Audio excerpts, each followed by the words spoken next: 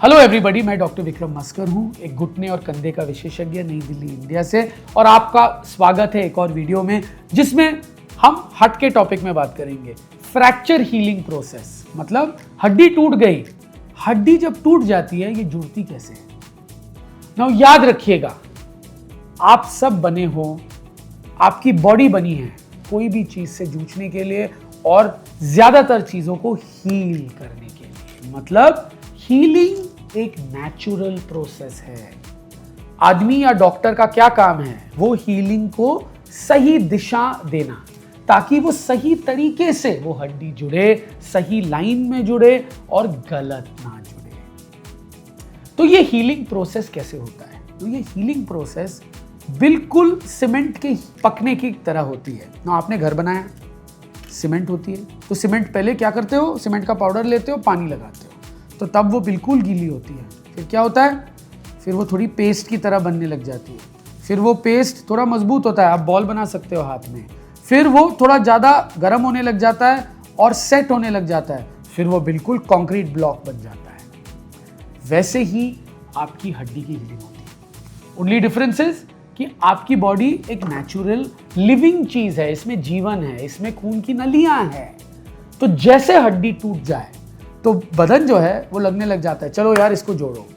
तो पहले चीज क्या होती है? टूटने के बाद खून निकलता है। खून में छोटे छोटे से पदार्थ होते हैं, सेल्स होते हैं, जो बनी है हड्डी को जोड़ने के लिए।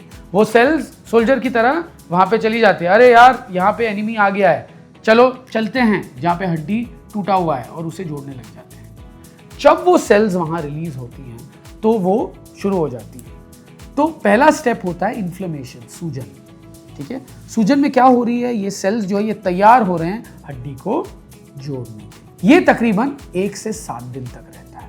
फिर होती है सॉफ्ट कैलस फेज। बड़ा शब्द बट बड़ा आसान। सॉफ्ट कैलस फेज होता है जब सीमेंट जो है वो थोड़ी पट्टी टाइप बन जाती है। इस फेज में क्या होता है कि हड्डी के जो सेल्स होती हैं, जो हड्डी बनाती हैं, वहां पहुंच गई हैं और वो हड्डी जो है वो लगाने लग गई है वहां पर वो हड्डी के सेल्स इतने मात्रा में नहीं है कि वो बिल्कुल ब्लॉक की तरह हार्ड हो। तो ये थोड़ी सॉफ्ट होती है वहां पर बनना शुरू हो गया है। इसमें खून की नलियां आने लग गई है। पहले फेज में सारा ब्लड वल सब निकल गया, अभी ये खून की नलियां आने लग गई हैं नई हड्डी के अंदर। ये लास्ट करता है 1 से 3 हफ्ते। फिर आता है स्टेज 3, हार्ड कैलस फॉर्मेशन।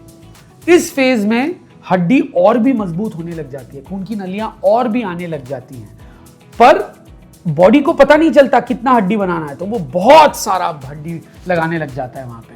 तो जब आप एक्सरे में देखते हो दिखती है कि यार बहुत ज्यादा हड्डी बन गई है, शेप की जो है वो चेंज हो गई है थोड़ी ज्यादा। तो ये हार्ड कैलस फेज होती है। इसमें थोड़ी सीमेंट की ब्लॉक जो है हार्ड होने लग गई है, एकदम से मजबूत होने लग गई है कि आप आसानी से तोड़ नहीं सकते। फिर ये जो है 3 से 6 हफ्ते लास्ट करती है। फिर लास्ट फेज होता है रीमॉडलिंग फेज, 6 हफ्ते से 12 हफ्ते, मतलब 1.5 महीने से 3 महीने। इसमें क्या होता है? इसमें बॉडी को लगने लग जाता है मैंने तो थोड़ा ज्यादा ही हड्डी लगा दी है यहाँ पे, अभी थोड़ा शेप करते हैं इस हड्डी में। तो शेप कैसे करता है हड्डी? कई ऐसे सेल्स होते हैं जिसे हम ऑस्टियोक्लास्ट बोलते हैं, इनका काम है साफ सफाई। तो वो लगने लग जाते हैं कि भाई यहाँ हड्डी की जरूरत नहीं, यहाँ हड्डी की जरूरत नहीं, वो निकालने लग जाते हैं और शेप करने लग जाते हैं। ये फेज बच्चों में बहुत ज्यादा है। तो बच्चों में अगर फ्रैक्चर हो जल्दी हील हो जाती है और बिल्कुल लगता ही नहीं है थोड़े दिन बाद कि ये फ्रैक्चर हुआ भी है, पर हम सब में होता है। तो फ्रैक्चर हीलिंग की स्पीड किस चीज पे डिपेंडेंट है? नंबर 1, टाइप ऑफ फ्रैक्चर, कहाँ पे फ्रैक्चर हुई है। कहीं ऐसे हड्डियां हैं जहां खून की नलियां अच्छी है तो वो जल्दी जुड़ने लग जाती है। कहीं ऐसे एरियाज है जैसे कूल्हे में फ्रैक्चर, नेकोफीमर, टैलस फ्रैक्चर जो पैर में होती है, या स्केफॉइड फ्रैक्चर जो रिस्ट की तरफ होती है हाथ के हड्डियों में, उनमें खून की नलियां थोड़ी पतली होती हैं, इतनी अच्छी नहीं होती, तो इनका जुड़ना समय लगता है, कभी कभी जुड़ती भी नहीं है अच्छी तरीके से। तो कैसा फ्रैक्चर है, कौन से हड्डी में, बहुत इंपॉर्टेंट है। उसके अलावा उम्र, अगर कम उम्र बच्चों में फ्रैक्चर हीलिंग बहुत जल्दी हो जाती है, 4-6 हफ्ते में खत्म हो जाता है। एडल्ट्स में तकरीबन 3 महीने लगते हैं। न्यूट्रिशनल स्टेटस, मतलब आदमी का या औरत का हेल्थ क्या है, क्या वो प्रोटीन कार्बोहाइड्रेट फैट सही मात्रा में खा रहे हैं, बॉडी में कोई डेफिशिएंसी कमी तो नहीं है। जिन लोगों में कमी है उनमें हीलिंग कम होती है। कोई और कोमॉर्बिडिटीज़ तो नहीं है जैसे डायबिटीज़ एक्सेट्रा, जिन लोगों में वो है हीलिंग लंबी होती है इनमें।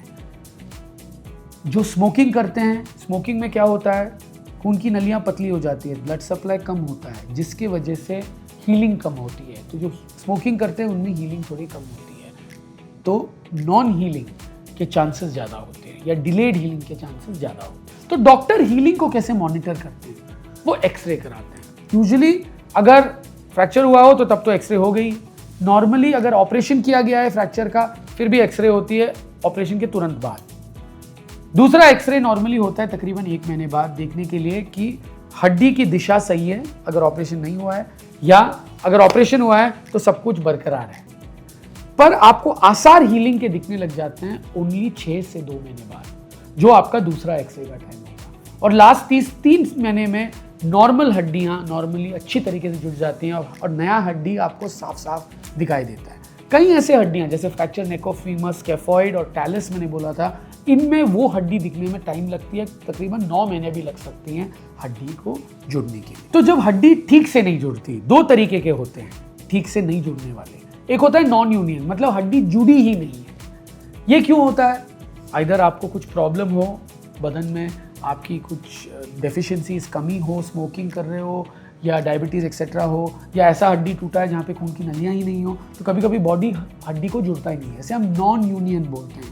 कभी कभी ऑपरेशन के बाद भी ये चीज़ होती है, हड्डी को तो डॉक्टर साहब ने अच्छी तरीके से जोड़ दिया, प्लेट, रॉड एक्सेट्रा लगा के, पेच लगा के, पर हड्डी नहीं जुड़ी। एक बायोलॉजिकल नेचुरल प्रोसेस है, इसको हम नॉन यूनियन बोलते हैं। ये बहुत ही इंपॉर्टेंट चीज़ है, इसको रिकग्नाइज करना सही टाइम पे, क्योंकि हो सकता है ज़रूरत पड़े फिर से हड्डी को जोड़ने के लिए, ऑपरेशन के लिए। अगर ऑपरेशन हुआ हो तो बोन ग्राफ्ट लगाने के लिए, मतलब दूसरी जगह से हड्डी लेके वहाँ लगाना ताकि जुड़ने की क्षमता जो है वो बढ़े, या ऑपरेशन को फिर से करना अगर ऑपरेशन सही तरीके से नहीं है। दूसरा एक्सट्रीम है मैल यूनियन, मतलब ये हड्डी तिरछा जुड़ा है, गलत जुड़ा है। अगर तिरछा जुड़ा है तो जोड़ पे जोर पड़ सकती है, ऊपर या नीचे वाली जोड़ पे, जिसके स्पेशली इंपॉर्टेंट है नीचे वाली हड्डियों में जो बदन के वजन लेते हैं, जैसे कूल्हा हो या जांग हो या पैर की हड्डियां हो, तो उनको सही दिशा में जुड़ना बहुत इंपॉर्टेंट है, क्योंकि ये हड्डियां जोड़ को अफेक्ट कर सकती हैं। तो मैल यूनियन में क्या होता है, अगर थोड़ा हो तो हम छोड़ भी सकते हैं, पर ज़्यादा हो तो हम हड्डी को फिर से तोड़ के सही दिशा में जोड़ते हैं। याद रखिएगा, हर फ्रैक्चर अद्भुत होती है, अलग होती है। हर फ्रैक्चर में इंपॉर्टेंट चीज़ होती है आपको समझना कि हीलिंग एक नेचुरल प्रोसेस है बॉडी का करना। डॉक्टर का काम है जो चीज़ें हीलिंग को प्रिवेंट करती है उन चीज़ को रिकग्नाइज करके सही करना, और पता करना कौन सी हड्डी अपने आप जुड़ सकती है और कौन से में ऑपरेशन होनी है। ऑपरेशन हो तो क्या ऑपरेशन होनी है और कितना टाइम लगेगा हर हड्डी को जुड़ने के लिए, उसके हिसाब से आप थोड़ा निश्चिंत हो सकते हो जब आप अपने डॉक्टर से बात करते हो और वो आपको समझाता है। कि कभी कभी लगता है 3 महीने में तो जुड़ना चाहिए था, पर कई हड्डियों को ज़्यादा समय लगता है, कई हड्डियों में इतनी अच्छी क्षमता नहीं होती जुड़ने के लिए, तो कुछ स्पेशल करना पड़ता है इसमें। मुझे उम्मीद है इस वीडियो से आपको काफ़ी जानकारी मिली है फ्रैक्चर हीलिंग के बारे में। अगर आपको मेरा वीडियो पसंद आया, please like and subscribe to my channel and please follow me on Instagram. For those who like English content, we have a new English channel. The link is in the bio. Please subscribe and follow. Thank you.